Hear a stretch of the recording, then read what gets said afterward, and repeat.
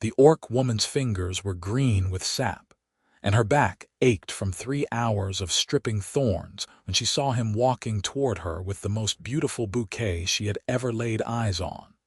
All cream roses and trailing ivy and white ribbons that caught the autumn sunlight like captured silk. And her first thought was that the human bride was very lucky indeed. Zara Thorne stepped aside quickly, wiping her hands on her canvas apron. The bride stood just behind her at the ribbon stall, laughing with her sisters, her wheat gold hair catching the light the same way those ribbons did. Of course the bouquet was for her. Everything beautiful at the harvest wedding fair seemed meant for someone else. Someone with smooth skin instead of green leather. Someone with a gentle smile instead of tusks that peeked out no matter how carefully she kept her mouth closed. But the young man did not walk past her. He stopped directly in front of Zara, and his hands, calloused and dirt-stained like her own, held the bouquet out with a trembling that made the ribbons flutter. His grin was nervous and delighted all at once, crinkling the corners of his brown eyes, and when she did not immediately take the flowers, he stepped closer and placed them gently into her hands. "These are for you," Darius Quinn said, and his voice carried just loud enough that the people at the nearest stalls turned to look. Zara stood frozen, the bouquet's weight surprising in her arms, the scent of roses so sweet it made her throat tight. Her mind had gone entirely blank, except for the repeating loop of confusion that said this could not be happening, that there must be some mistake, that any moment he would laugh and explain that he had meant to hand them to someone behind her, or beside her or anywhere, but into her own scarred green hands.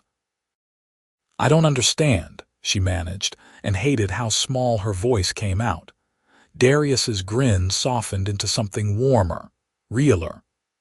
He was not a tall man, barely reaching her own height, but he was broad through the shoulders in the way of people who did hard work with their hands. Soil darkened the creases of his knuckles. A smear of pollen dusted his cheekbone like gold paint. "I'm saying that I'm courting you, Zara Thorne, properly, publicly, so that everyone here knows it, and so you can't possibly think these flowers are meant for anyone else." The world seemed to tilt sideways. Zara was aware of the whispers starting up around them, of the bride's sisters going quiet, of old Marta at the herb stall craning her neck to see. Her face burned hot enough that she wondered if her green skin showed it the way human skin would flush pink. She stopped herself, but he knew what she meant to say. "An orc woman," Darius finished for her, still smiling. "A plant who saved my entire stock 3 weeks ago when the frost should have killed it all. A woman who's been working this fair since dawn and hasn't complained once, even though Marta's been ordering you around like a servant. A woman who won't meet my eyes when I try to talk to her, because she thinks I couldn't possibly mean it. 3 weeks ago." Zara remembered it with perfect clarity, because it had been the worst night of Darius's life written all over his face. She had been walking home past the Quinn family's flower farm just as the first hard frost descended, weeks too early, and she had heard him in the greenhouse making sounds like grief. The roses he had been coaxing into late bloom for the wedding fair lay blackened and wilting on their stems, months of work destroyed in a single night. She had not meant to interfere. Orc women did not insert themselves into human business uninvited. But she had pushed open the greenhouse door anyway, and she had walked down the rows of dying roses, and she had let her magic sink into the earth and up through the roots until the plants remembered how to live. It was a small gift, the thing she could do with growing things. She had never told anyone about it who did not need to know. People were nervous enough around orcs without adding witchery into the mixture. By dawn the roses had been whole again, their stems green and strong, their blooms even fuller than before. Darius had found her asleep against a planter box, exhausted to her bones, and he had looked at her like she had given him the moon. I was just helping, Zara said now, clutching the bouquet so hard she worried she might crush the stems. Anyone would have done it. No one else did, Darius said quietly. No one else even tried. You saved my mother's business, Zara. You saved my reputation. The Quinns have supplied flowers for the harvest fair for 3 generations, and if I'd come with nothing but dead stems and excuses, we'd have been finished. I didn't want anything for it, Zara protested, because she had not, because the look on his face had been payment enough. I know you didn't. That's part of why I'm doing this. Darius reached out slowly, giving her time to pull away, and laid his hand over hers on the bouquet stems. His palm was warm and solid and real. You keep standing aside, Zara. You keep acting like good things are meant for someone else. I need you to understand that these flowers are for you, that I am for you, if you'll have me. The whispers around them had grown louder. Zara could feel the weight of stares like physical things pressing against her shoulders. An orc woman at a wedding fair was one thing, tolerated for her strong back and her willingness to do the work human girls thought beneath them. An orc woman being courted by the florist's son, being handed a bridal bouquet in front of everyone, was something else entirely. Your mother, Zara said, grasping for any reason this could not be happening. She'll never allow it. Something complicated crossed Darius's face then, a flicker of tension that aged him. My mother has plans for me. She spent the last month arranging a match with the Fairwater family. He gestured toward the bride, who had stopped laughing and was watching them with wide, startled eyes. Lenora Fairwater's sister, actually, combining the flower business with their linen trade, very sensible, very profitable. Then why? Because I don't love Margaret Fairwater, Darius said, and his hand tightened over Zara's. Because she doesn't know the difference between a tulip and a turnip and doesn't care to learn. Because when I think about spending my life with someone, I think about the way you look at growing things, like every plant is a small miracle. I think about the way you hum when you work. I think about waking up next to someone who understands that dirt under your fingernails is a sign of a day well spent. Zara's eyes stung. She blinked hard, refusing to let tears fall here in front of all these watching humans. You're going to ruin everything for yourself. Or I'm going to save myself from a life of polite misery, Darius countered. His grin came back, lopsided and bright. Take the flowers, Zara, please. Let me court you. Let me show you that I mean this. She looked down at the bouquet. The roses were flawless, their petals like cream velvet, their scent rich and sweet. The kind of bouquet a man gave to a woman he intended to marry. Her hands shook. Yes, she whispered, because she could not help herself, because she had been so lonely for so long, because no one had ever looked at her the way Darius Quinn looked at her now. Yes, all right. His face lit up like sunrise, and before she could second-guess herself, he had stepped in close and pressed his forehead to hers, brief and warm and achingly gentle. Then he pulled back, squeezed her hand once more, and turned to face the gathered crowd with his chin up and his shoulders square. You all heard her, he called out, his voice carrying across the fair. Zara Thorne is my intended. Anyone who has a problem with that can take it up with me directly. The silence that followed felt enormous. Then old Marta at the herb stall began to clap, a slow, deliberate rhythm, and after a moment a few others joined in. Not everyone, not even half, but enough that Zara could breathe again, enough that she could let herself believe, just for a moment, that this might actually be real. The rest of the fair day passed in a blur. Zara tied bouquets with shaking hands, the cream roses Darius had given her sitting in a jar of water beside her workstation where she could see them. People stared, some whispered. A few humans made a point of taking their business to other stalls, their disapproval written in every stiff line of their bodies. But others nodded to her as they passed, and one elderly woman stopped to tell her the bouquet was lovely. And Darius came by every hour with something for her, a meat pie for lunch, a cup of cold cider, a sprig of lavender tucked behind her ear that made her laugh despite her nerves. He was courting her, in public, in front of everyone. It felt like a dream, and Zara kept waiting for the moment she would wake up. The moment came just before sunset, when a sharp voice cut across the fairground and made every conversation stutter to a halt. "Darius Michael Quinn, you will come here this instant." Darius, who had been showing a customer the difference between two types of lilies, went very still. Then he turned, and Zara followed his gaze to see a woman stalking toward them with fury in every step.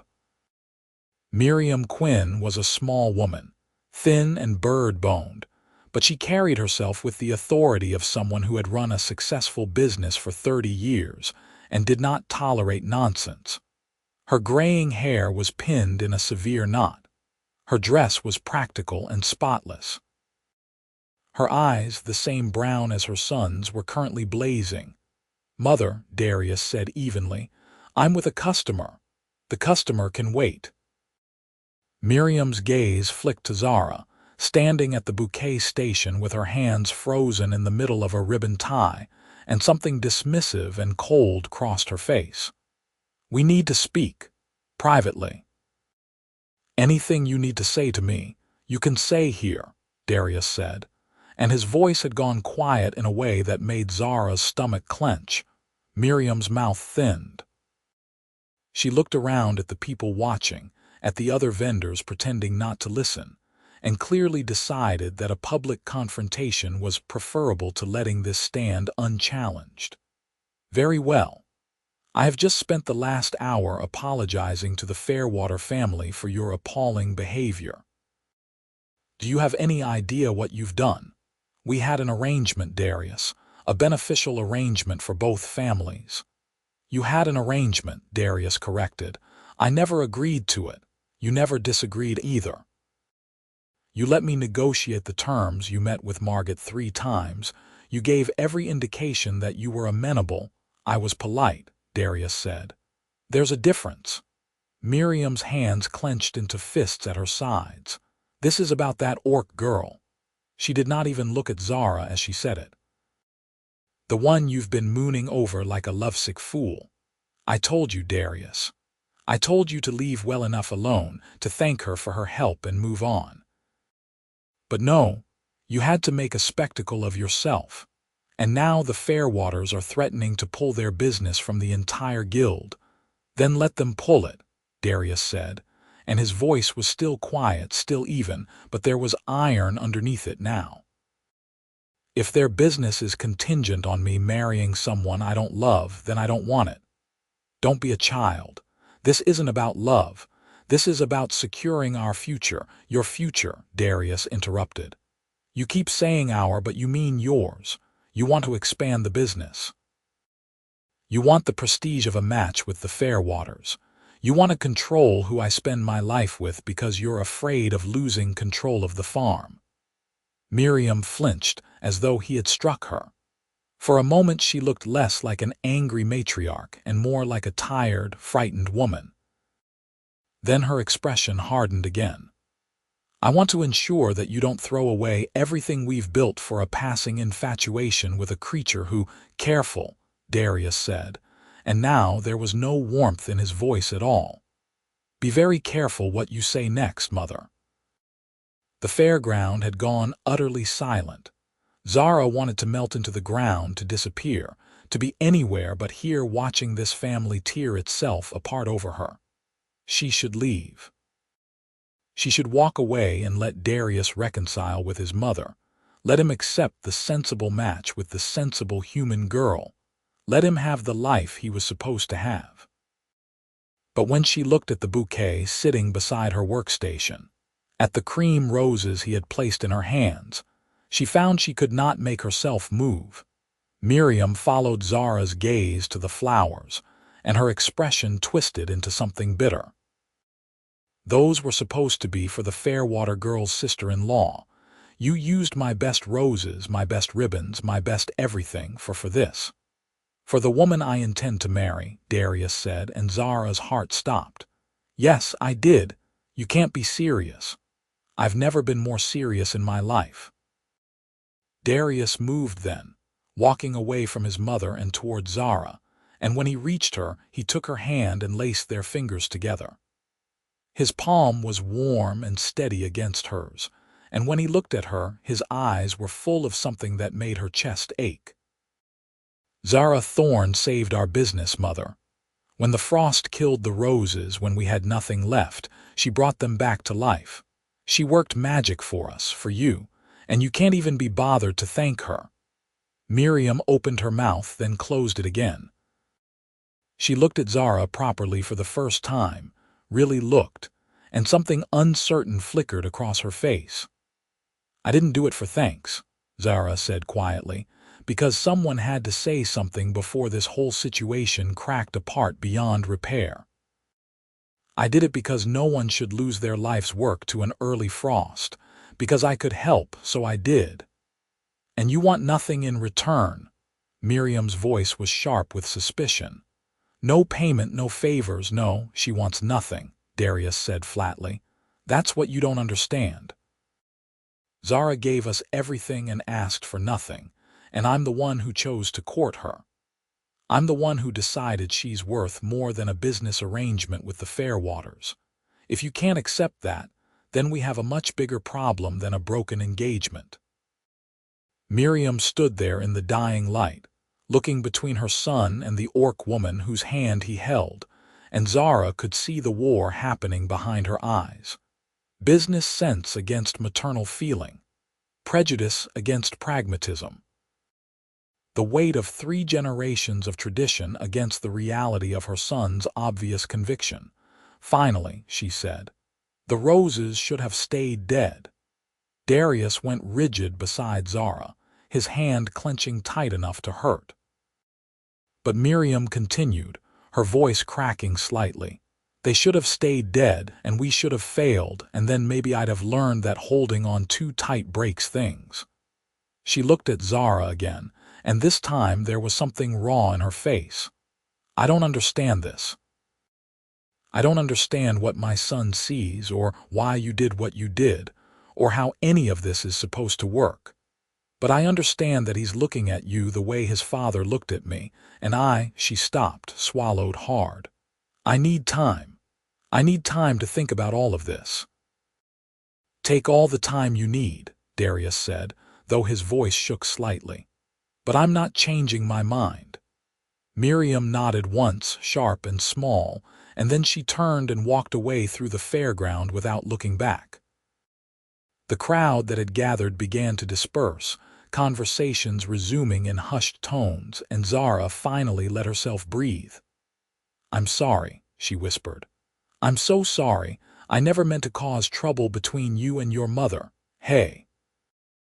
Darius turned her to face him, his hands gentle on her shoulders. None of this is your fault. My mother has been planning my life since I was old enough to tell a dahlia from a daisy, and it was always going to come to this eventually. Better it happened now, over something that actually matters. You said you intended to marry me. Zara could barely get the words out. In front of everyone, you can't just say things like that. Why not if it's true? Darius's smile was crooked, uncertain. I know it's fast. I know we barely know each other. But I also know that I've never felt about anyone the way I feel about you, and I don't want to waste time pretending otherwise. If that's too much, if I'm moving too quickly, tell me and I'll slow down. But I won't hide how I feel. Zara thought about a lifetime of standing aside, of assuming the good things were meant for someone else. She thought about human women who took up space without apology, who expected to be courted and chosen and celebrated. She thought about what it might mean to let herself be wanted openly, proudly, without shame. It's not too much, she said, and watched Darius's face transform with relief. "It's terrifying, and I don't know how it's going to work, but it's not too much." He kissed her then, there in the middle of the fairground with half the vendors watching, and Zara let herself kiss him back. His mouth was warm and soft and tasted like the apple he had been eating earlier, and when he pulled away, they were both breathing hard. "Come home with me tonight," he said. "Not to I mean just to talk. I want to show you the greenhouse. I want to show you what you saved." Zara thought of his mother's anger, of the uncertain peace between them, and hesitated. "Is that wise? Your mother lives in the main house." "I have my own cottage on the property." Darius grinned at her. "Completely separate, completely appropriate. I promise I'll be a perfect gentleman." She should say no. She should go back to her own small rented room above the chandler's shop and think about everything that had happened today, process it all in solitude the way she usually processed difficult things. But she found herself saying yes instead. They left the fairground together as the last light faded from the sky, and Zara carried her bouquet like a treasure. And for the first time in her life, she let herself believe that something beautiful might actually be meant for her. The Quinn flower farm sat on a gentle slope 2 miles from town, close enough for easy commerce, but far enough that the land stretched out in all directions without buildings crowding the horizon. Darius led Zara up a packed dirt road lined with dormant flower beds, pointing out where the tulips would come up in spring, where the peonies grew thick as hedges in summer, where his father had planted a row of cherry trees the year before he died. He wanted the blossoms for arrangements, Darius explained, his voice softening. Said people don't appreciate cherry blossoms enough because they fade so quickly. But he thought the brief beauty was the whole point. Zara could see the main farmhouse in the distance, its windows glowing with lamplight. Closer stood a small stone cottage with a neat thatched roof and a door painted deep blue. Darius fumbled with the latch, suddenly nervous, and then ushered her inside. The cottage was small but comfortable, a single large room with a sleeping alcove in one corner and a kitchen area in another. Books lined makeshift shelves along one wall, pressed flowers hung in frames. A work table near the window held pruning shears, coils of wire, spools of ribbon in every color. It smelled like dried lavender and linseed oil, and the particular clean scent of someone who kept their space tidy, because they spent so much time in it. "It's not much," Darius said, lighting a lamp.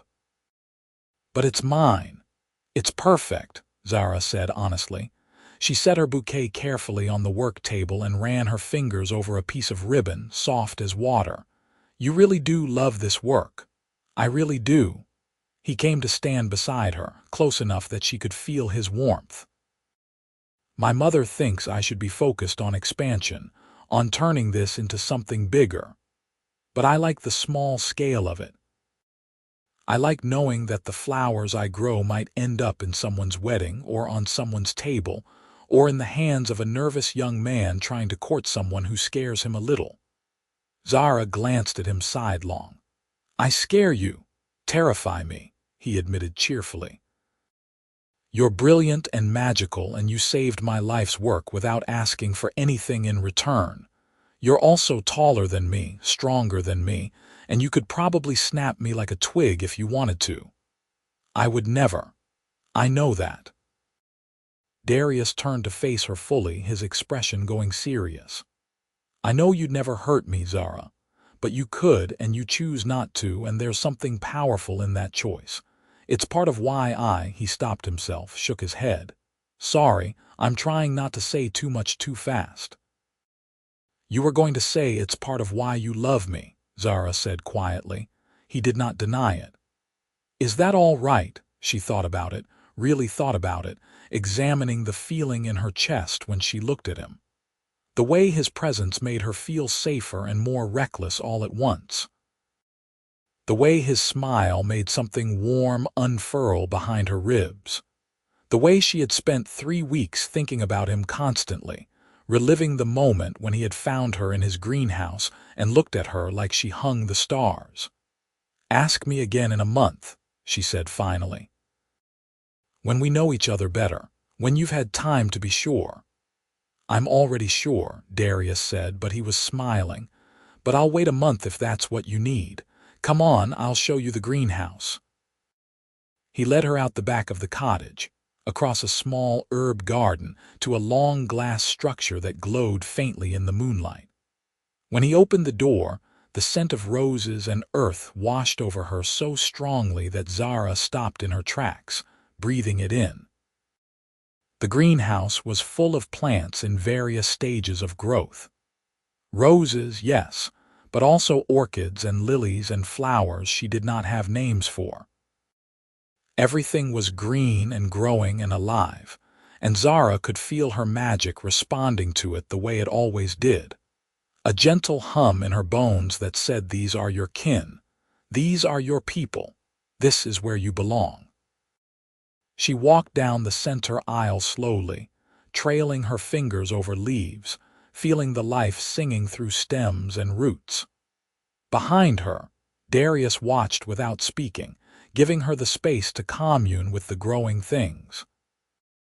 When she reached the roses, the ones she had saved, she knew instinctively. She stopped and pressed her palm against the soil. The plants leaned into her touch, their blooms turning toward her like faces. "They remember you," Darius said quietly. "I've been tending them for weeks, but they never respond to me the way they're responding to you right now." "Plants remember kindness," Zara said, "and they remember who saved them. I remember who saved me too." Darius came to stand beside her, his shoulder brushing hers.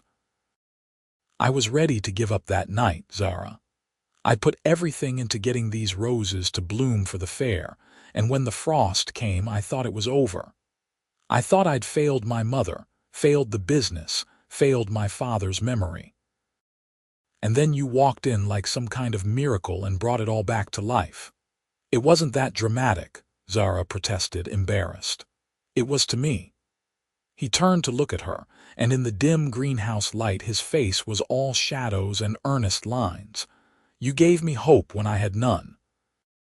You gave me a future. Is it really so strange that I'd fall in love with you?" Her breath caught. "You said you'd wait a month before saying that again." "No, you said to ask again in a month. I never promised not to say it." His grin was unrepentant. "I love you, Zara Thorne. You don't have to say it back. You don't have to feel the same way yet. I just need you to know." Zara looked at him, this strange, wonderful human man who had turned his whole life upside down for her in the space of a single day. Who had defied his mother, risked his business prospects, declared his intentions in front of a crowd. Who was looking at her now like she was something precious instead of something to be tolerated. "I don't know if what I feel is love yet," she said slowly. "But I know that when you smile at me, I forget to be afraid. I know that I haven't been able to stop thinking about you since the night we met.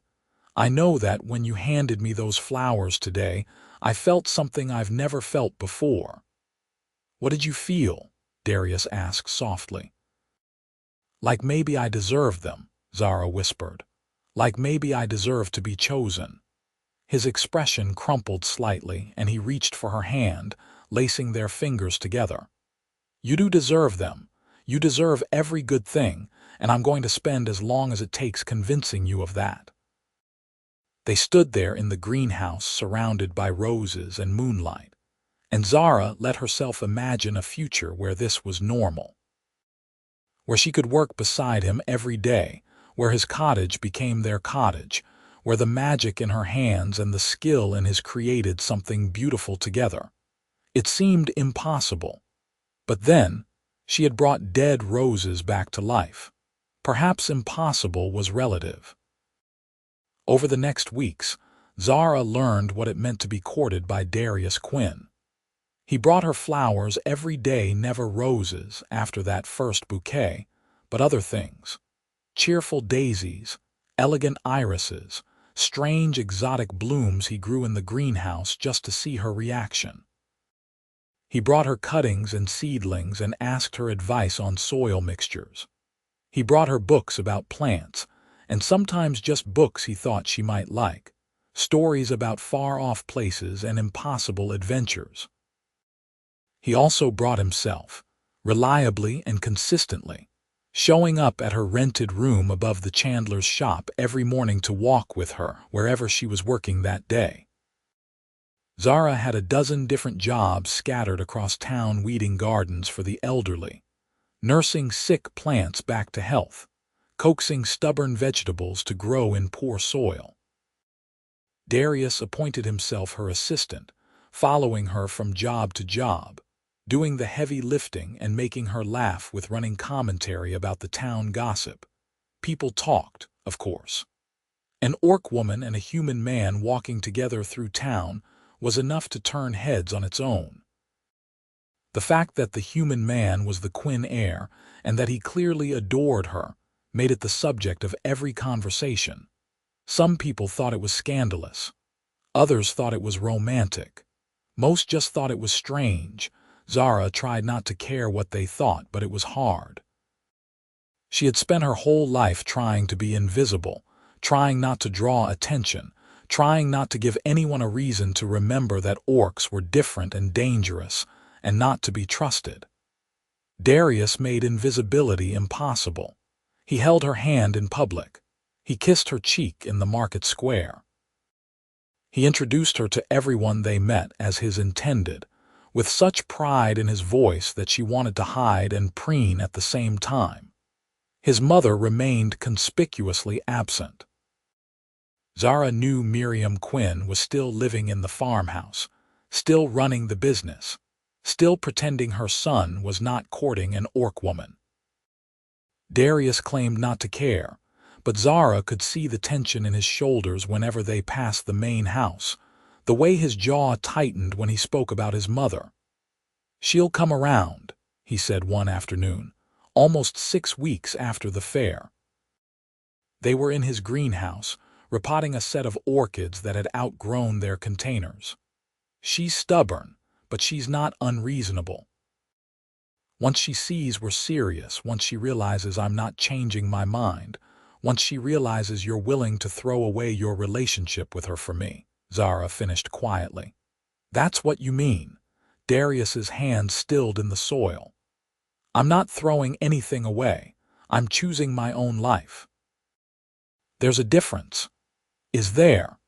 Zara set down the orchid she was holding and brushed dirt from her hands.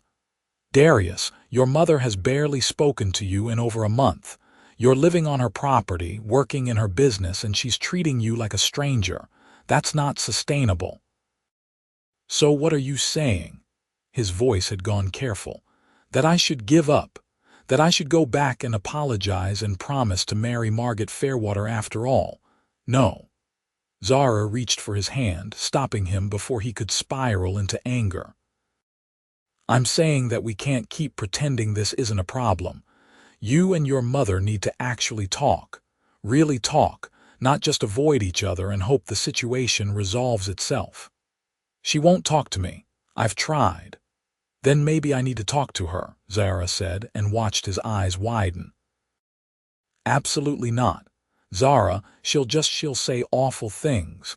She'll try to convince you to leave. I don't want you subjected to that." "I'm not fragile," Zara said dryly. "I can handle your mother's disapproval. What I can't handle is watching you lose your family because of me. If there's even a chance I can make her understand." "Understand what?" "That you're worthy. That you deserve respect." Darius's voice was rising now, frustration bleeding through.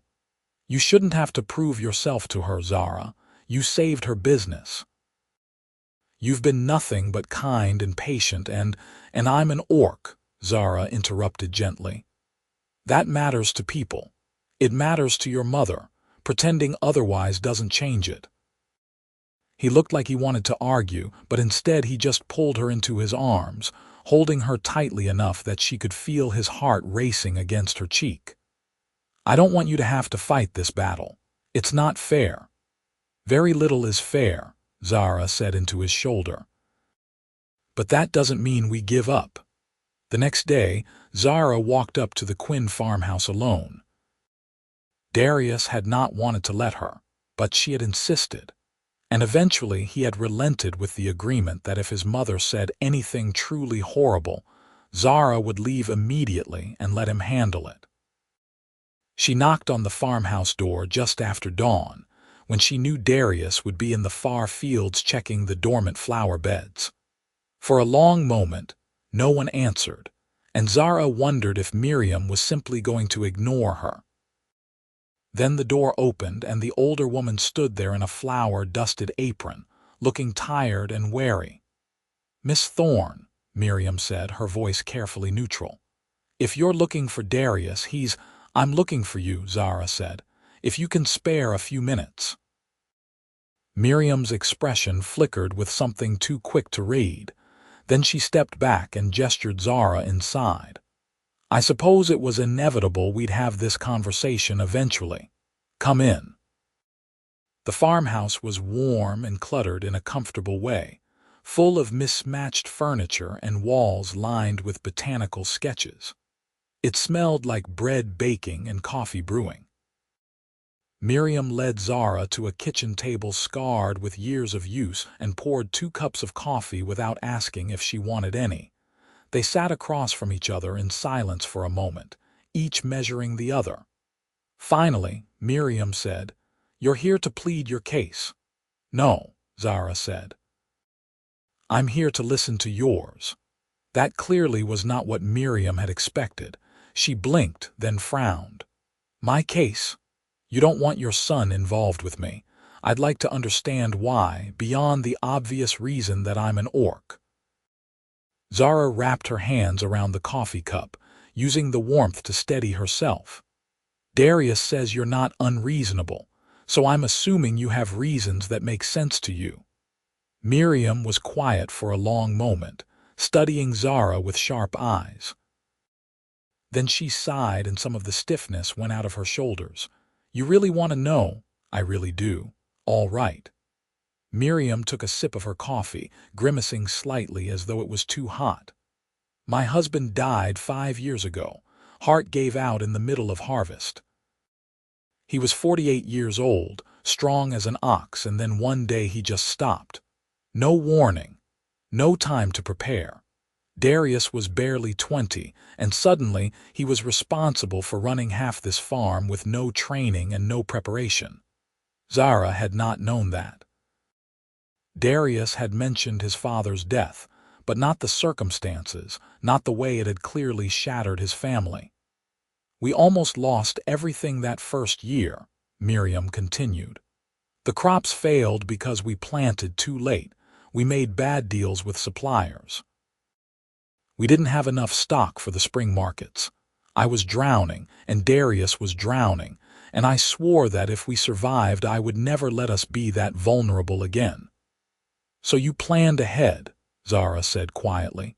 "You arranged a match with the Fairwater family to secure your business." "I arranged a partnership," Miriam corrected.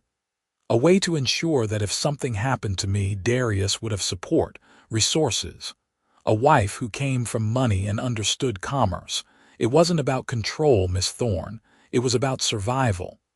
And then I came along and ruined your plans." "And then you came along," Miriam agreed.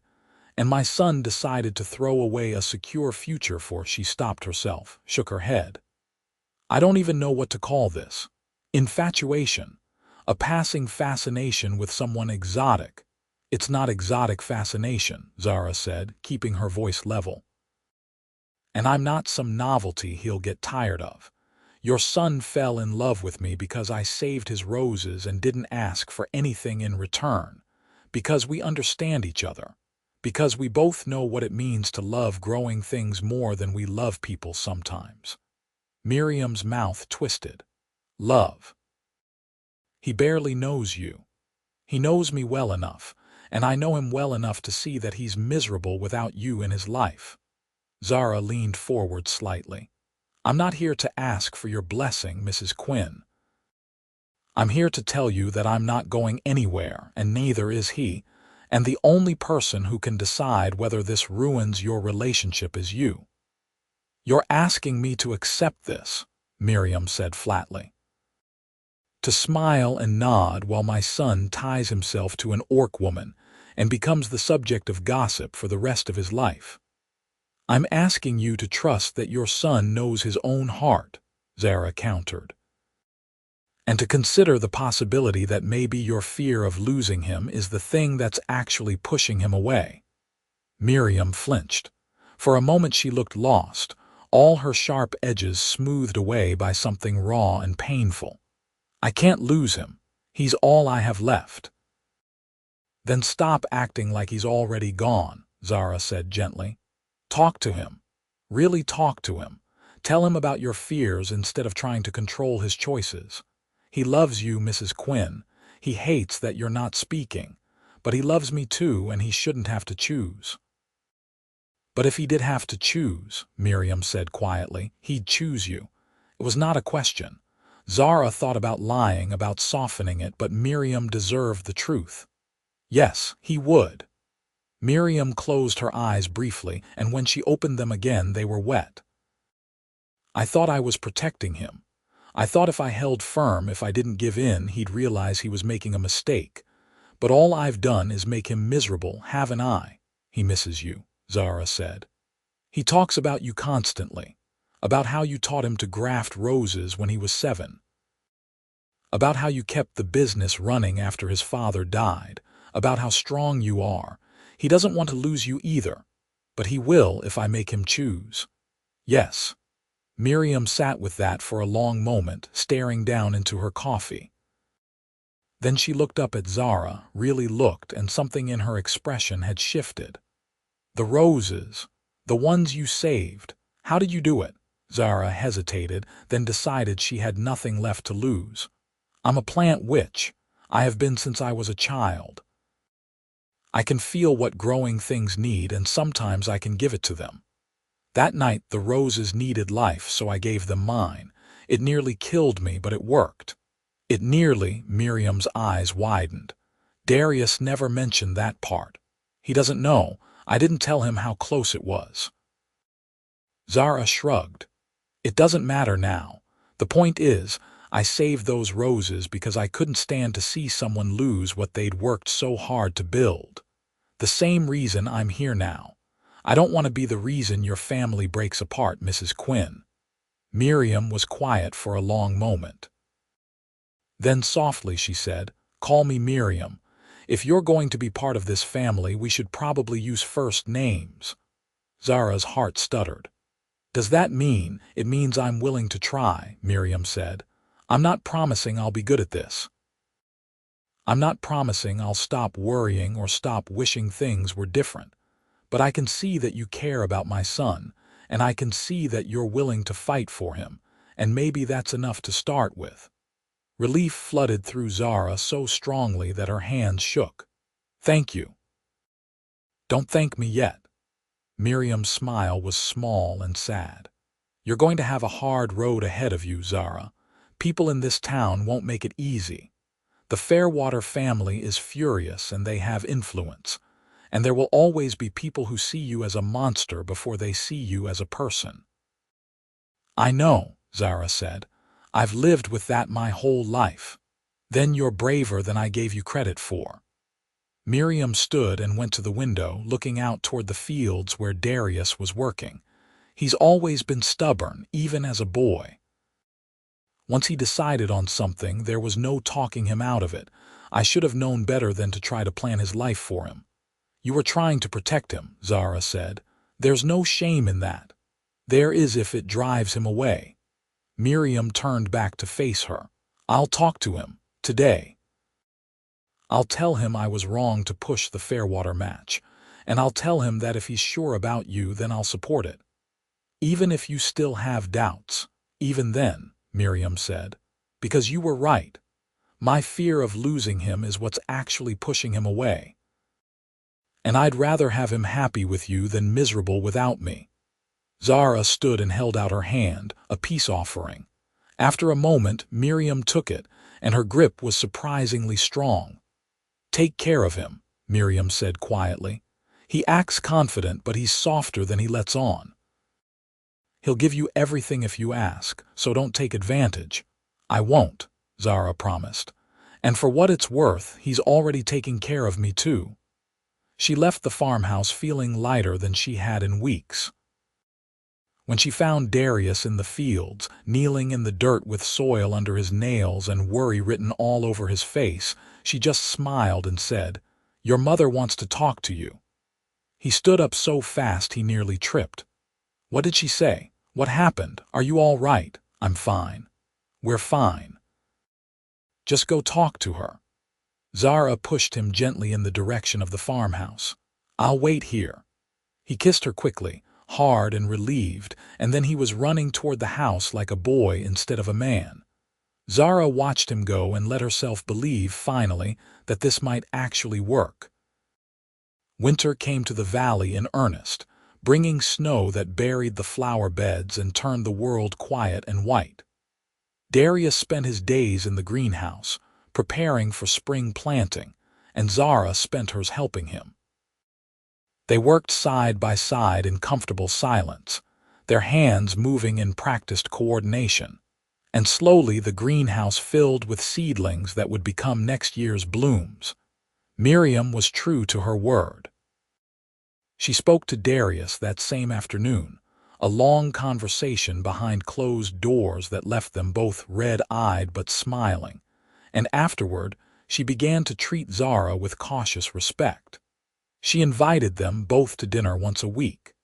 She asked Zara's advice on a set of sickly roses in the main garden. She even once thanked her for saving the business, the words awkward but genuine. It was not perfect. Miriam still looked uncomfortable when Darius held Zara's hand at the dinner table. She still made occasional comments about what the neighbors must think, or what would happen if business suffered. But she was trying, and that was more than Zara had dared to hope for. The town was slower to come around. Some people accepted the relationship with shrugs and well wishes. Others made their disapproval known in small, cutting ways, crossed streets to avoid them, refused to do business with the Quinn farm, whispered loud enough to be heard. The Fairwater family, true to Miriam's warning, pulled their linen trade from the flower guild and encouraged others to do the same. But Darius weathered it all with stubborn good cheer, and slowly, grudgingly, the tide began to turn. People noticed that Zara was polite and hardworking. They noticed that the Quinn roses were more beautiful than ever, that the farm's spring stock was already the envy of the region. They noticed that Darius was happier than he had been in years, and that happiness was a kind of proof all its own. By the time the snow began to melt, and the first crocuses pushed through the frozen ground, the scandal had faded into something more like novelty. The orc woman and the florist's son. Strange, perhaps, but harmless. Possibly even sweet if you were inclined to romance. Zara did not care much what people thought anymore. She had Darius, and she had work she loved, and she had a place in the world that felt almost like belonging. For a woman who had spent most of her life on the margins, that was more than enough. The spring planting kept them both busy as the weather warmed. Zara moved into the cottage officially in early spring, bringing her few belongings in a single trunk, and Darius made space for her things with such obvious delight that she laughed until her sides hurt. They fell into routines that felt inevitable, waking before dawn to tend the greenhouse, working through the day in companionable silence, cooking simple meals together in the evenings. It was domestic and ordinary and utterly perfect. Zara had never imagined that happiness could be so quiet, so rooted in simple daily pleasures. She had thought love would be grand gestures and sweeping emotions, but instead it was Darius bringing her tea while she worked, or the way he hummed while he tied bouquets, or the feeling of falling asleep with his arm around her waist. "I've been thinking," Darius said one evening in late spring. They were sitting on the cottage doorstep, watching the sunset paint the sky pink and gold. "About the harvest fair." Zara leaned her head on his shoulder. "What about it? It's in 6 months. And I was thinking, well, we'll have to get our stall ready, order supplies, decide what stock to feature." He paused, and she could hear the smile in his voice.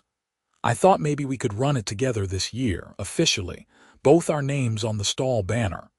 "Your mother will have opinions about that," Zara said, but she was smiling too. "My mother has opinions about everything. She'll survive." Darius shifted to look at her, his expression going serious. "I want people to know we're partners, Zara, in business and in everything else. I want your name next to mine." "You're really determined to make me cry, aren't you?" Zara said, blinking hard. "Is it working?" "A little bit," she admitted, and kissed him before the tears could actually fall. They spent the summer preparing for the fair with the kind of focused intensity that left little room for anything else. Darius experimented with new varieties, coaxing exotic blooms to thrive in the valley's soil. Zara used her magic subtly, helping the plants reach their full potential, without making it obvious that any power beyond normal horticulture was at work. Together they created displays that were more beautiful than anything the Quinn farm had produced in years, cascading arrangements of roses and lilies, delicate posies of wildflowers, dramatic sprays of gladioli and dahlias. Miriam watched their preparations with something that might have been pride.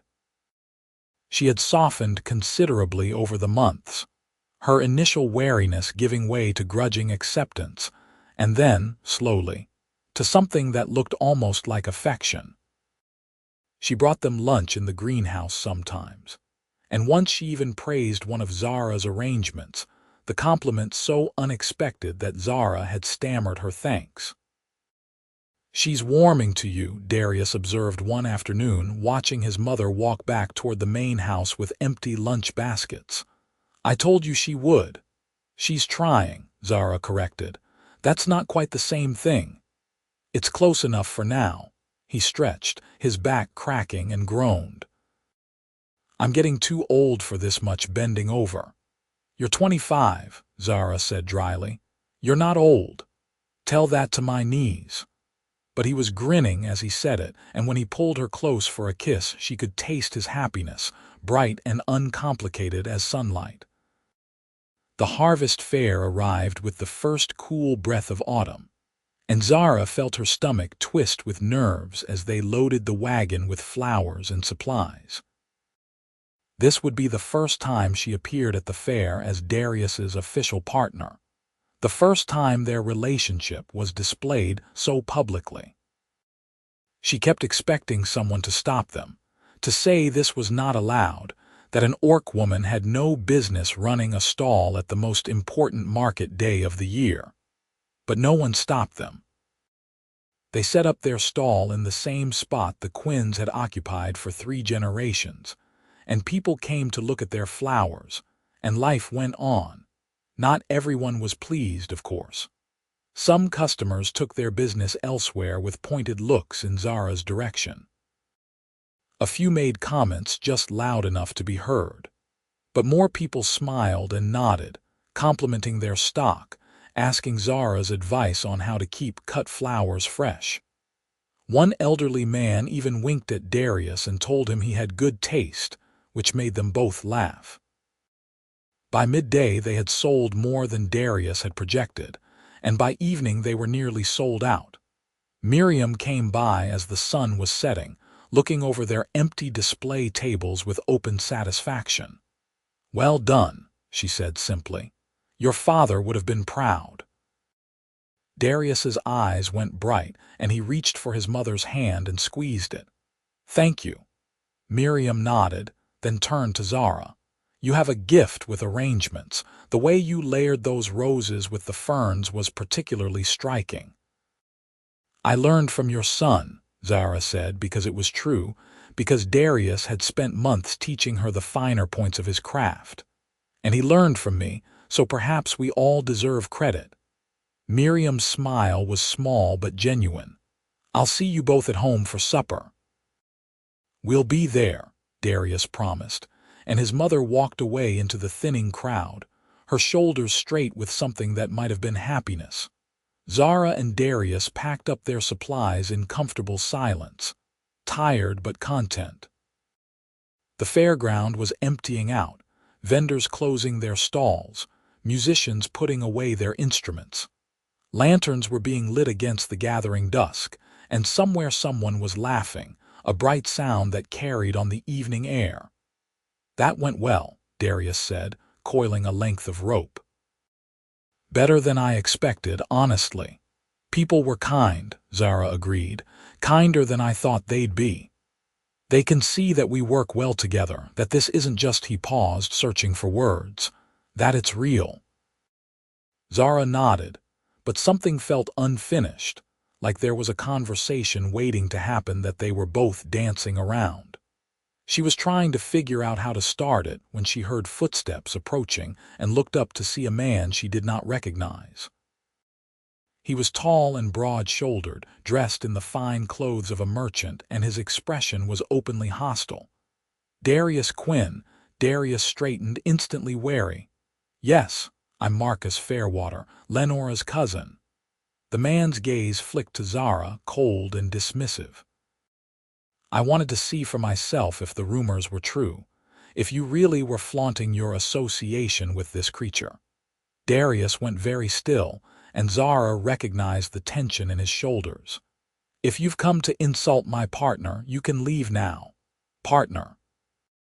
Marcus laughed, sharp and unpleasant. Is that what we're calling it? You humiliated my family, Quinn. You turned down an honorable match to take up with an orc, and now you parade her around like you're proud of it. I am proud of it, Darius said evenly. And if your family is humiliated, that's not my problem. It's about to be your problem. Marcus took a step closer, and Zara moved instinctively to put herself between him and Darius.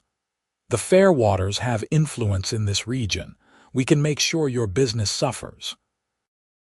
We can encourage suppliers to drop you, guilds to reject your applications, do whatever you want, Darius interrupted. We'll manage. You think you will, but you won't. No one crosses my family without consequences. Marcus's sneer deepened.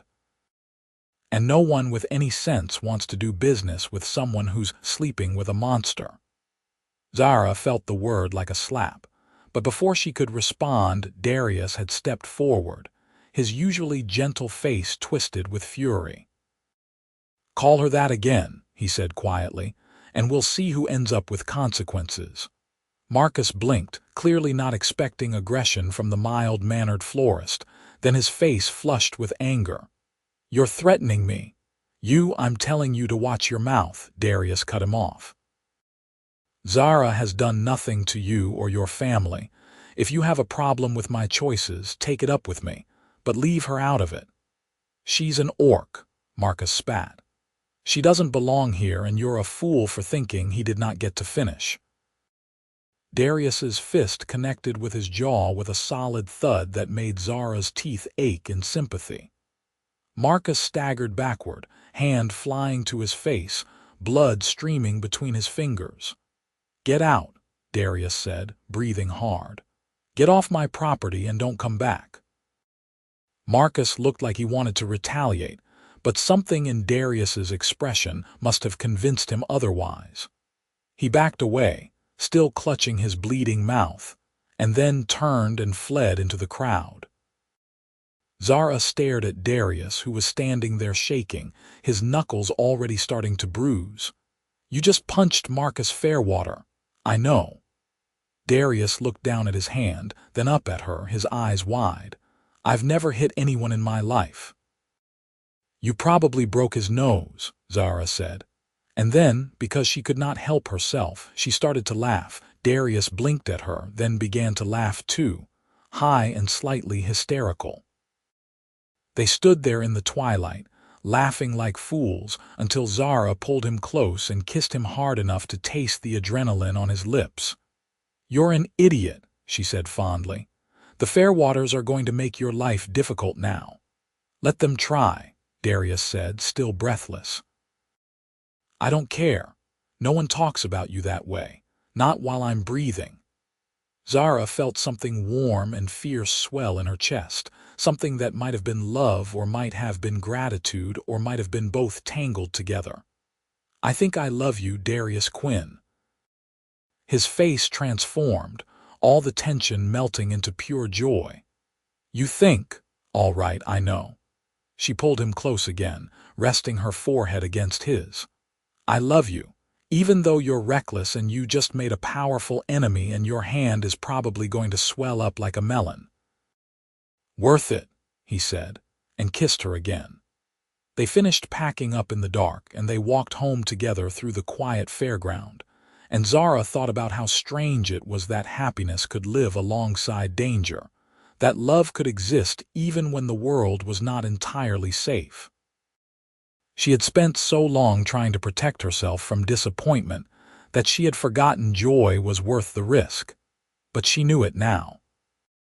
She knew it in the way Darius held her hand, in the way his mother greeted them at the farmhouse with warm food and worried questions about his bruised knuckles, in the way she felt anchored instead of adrift. The Fairwaters did make trouble, as promised. Over the following weeks they spread rumors about the Quinn farm, suggested that Zara had used orc magic to cheat at growing things, hinted that Darius's judgment could not be trusted. A few suppliers dropped their contracts. A few customers took their business elsewhere. But the Quinns weathered it, the same way they had weathered the loss of Darius's father, the same way they had weathered that terrible frost. Miriam proved to have a spine of steel when properly motivated, meeting every veiled threat with cool professionalism, and reminding everyone that the Quinns had been supplying quality flowers for 3 generations and would continue to do so regardless of petty politics. And Zara discovered that she was not alone. Other orc families in the region, families she had barely known existed, began to seek her out. They bought flowers from the Quinn stall. They hired Darius for their celebrations. They made it quietly known that attacking the Quinns meant making enemies of every orc within a day's travel, and there were more of them than most humans realized. It was a kind of solidarity Zara had never experienced before, and it made her feel less like a curiosity and more like part of a community. She introduced Darius to other mixed couples, human-orc pairings who had been living quiet lives on the margins, and slowly they built a network of support that felt like the beginning of something larger. Winter came again, and the farm settled into the peaceful rhythm of dormancy. Zara and Darius spent their days planning for spring, their evenings by the fire, their nights wrapped around each other in the cottage bed.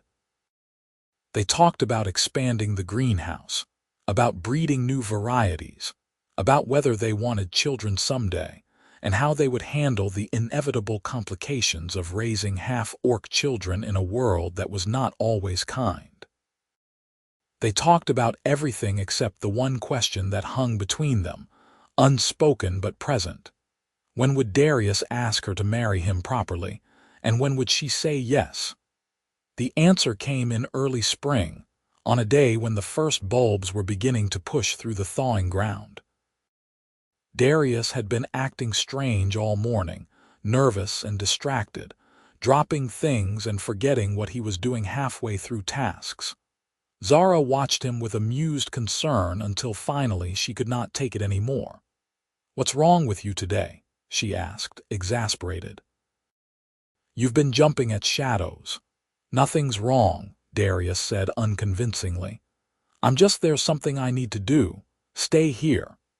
He vanished into the cottage before she could question him further, and Zara went back to transplanting seedlings, shaking her head. Whatever had him spooked, he would tell her eventually. He was terrible at keeping secrets from her. When he emerged from the cottage 10 minutes later, he was holding a bouquet, Zara's hand stilled in the soil. It was not as elaborate as the one he had given her at the harvest fair a year and a half ago, but it was just as beautiful white roses and trailing ivy, bound with a ribbon the color of new leaves. He carried it carefully, and when he reached her, he knelt down in the dirt beside her so they were on the same level. "I've been working on this for weeks," he said, and his voice was shaking slightly. "Trying to get the roses to bloom early, trying to find the right ivy, trying to make it perfect. And I realized this morning that it's never going to be perfect, because perfection is impossible and I'm just stalling." Zara could not breathe. She knew what was coming, but she needed to hear him say it. "Zara Thorne," Darius said, holding out the bouquet. "I love you more than I thought it was possible to love anyone. You've made my life better in every conceivable way. You've made me braver and kinder and happier. And I know we've been living together for almost a year now, and I know people already assume we're married, but I want it to be real. I want to stand up in front of everyone we know and promise to love you for the rest of my life. So I'm asking you, as clearly as I know how, will you marry me?" Zara looked at the bouquet, at the man holding it, at the life they had built together from dirt and determination. She thought about the girl she had been 2 years ago, certain that good things were always meant for someone else. She thought about how wrong she had been. "Yes," she said, and took the flowers gently from his hands. "Yes, I'll marry you." Darius's face split into a grin so wide it looked like it might hurt. He surged forward and kissed her, tasting like joy and relief, and when they broke apart they were both laughing. "You're sure?" he asked, because apparently he needed to hear it again. "You're really sure?" "I'm sure," Zara said, setting the bouquet carefully aside so she could cup his face in her hands. "I've never been more sure of anything." They were married in summer, in the greenhouse surrounded by blooming flowers and the people who had stood by them. It was not a large wedding. Miriam and a few friends from town, the Orc families who had become their allies, old Marta from the herb stall who cried through the entire ceremony. But it was theirs, and it was perfect. Zara wore a simple dress the color of cream roses, and Darius wore his best shirt with dirt still under his fingernails, because he had been working until the last possible moment. They said their vows with the scent of growing things all around them, promises that felt as natural as breathing. Miriam cried too, though she tried to hide it, and afterward she hugged Zara tightly and whispered, "Thank you for making my son happy." "He makes me happy too," Zara said, and meant it with everything she had. The reception was held in the farmyard, with long tables laden with food and lanterns strung between the trees. They danced as the sun set, and Darius held Zara close and told her she was beautiful, and she let herself believe him. The harvest fair that autumn was different than the previous years. Zara and Darius ran their stall together as always, but now they wore matching rings, simple bands of silver they had commissioned from a smith in town. People noticed. Some smiled, some frowned. But most just accepted it as fact. The way you accepted that seasons changed and flowers bloomed and life moved forward regardless of what you thought it should look like. Halfway through the fair day, Darius stepped away from the stall and returned with another bouquet. It was smaller than the others he had given her, just a few roses and a sprig of lavender, but when he placed it gently in her hands, Zara felt the same swell of emotion she had felt the first time. "What's this for?" she asked, smiling. "Because I wanted to," Darius said simply. "Because you deserve flowers every day for the rest of your life. Because I love you and I never want you to forget it." Zara looked at the bouquet, at her husband, at the life they had built together against every odd and expectation. She thought about the woman she had been 2 years ago, standing at this same fair, certain that the beautiful flowers were meant for someone else. She thought about how glad she was to have been wrong. "I love you too," she said, pulling him close despite the customers waiting, despite the people watching. "More than you know." He kissed her there in the middle of the fairground, and this time no one whispered or stared. This time they just smiled and moved on, because love was love, and happiness was too rare to criticize. That night, after the fair had closed and they had packed up their stall and walked home through the cool autumn air, Darius asked her if she was happy. Not in a worried way, not seeking reassurance, just genuine curiosity about her state of mind. Zara thought about it seriously, taking stock of her life. The cottage that was theirs together, the work she loved, the community they had built. The man beside her who had chosen her over comfort, over approval, over everything else. "I'm happy," she said, and laced her fingers through his. "I'm so happy I don't have words for it." "Good," Darius said, squeezing her hand. "That's all I wanted." They walked the rest of the way in companionable silence. And when they reached the cottage, Darius built up the fire while Zara made tea, and they sat together in the warmth and planned for spring planting. For new varieties they wanted to try. For the life that stretched ahead of them full of possibility. The years that followed were not always easy. There were seasons when the crops failed, times when money was tight, moments when the prejudice they faced felt overwhelming. But they weathered it all together, and slowly the town shifted around them until a human man married to an orc woman was no longer scandalous, just another fact of life. Other mixed couples began to emerge from the shadows, emboldened by their example. Miriam eventually admitted that Zara was the best thing that had ever happened to her son, and she said it publicly enough that even the Fairwaters had to accept it. The farm prospered. Their reputation grew, and every year at the harvest fair, Darius gave Zara a bouquet. It became a tradition, something people expected, a moment of sweetness in the busy fair day. He never made a big production of it, never drew attention or made speeches. He just walked over to where she was working and placed the flowers gently in her hands, and she accepted them with a smile that never quite faded. 5 years after that first bouquet, Zara stood at their stall watching the crowd mill past, and she thought about how strange and wonderful it was that her life had led her here. That a single act of kindness saving a greenhouse full of dying roses had resulted in this sprawling, beautiful existence. Darius came up beside her, slipping his arm around her waist, and she leaned into him automatically. "What are you thinking about?" he asked. "About how lucky I am," Zara said honestly, "about how different things could have been." "But they're not different," Darius pointed out. "They're exactly as they should be." She turned to look at him, this man who had changed her entire world by refusing to let her stand aside, and she kissed him softly. "You're right. They're perfect." Behind them, the fair continued in all its chaotic glory. Vendors called out their wares. Musicians played. Children ran shrieking between the stalls. And at the Quinn family flower stall, an orc woman and a human man stood together, partners in every sense, proof that love could bloom even in the hardest soil if you were brave enough to tend it. Years later, when they were old and their children ran the farm, people would still tell the story of the orc woman who thought the bouquet was for someone else, and the man who placed it gently in her hands.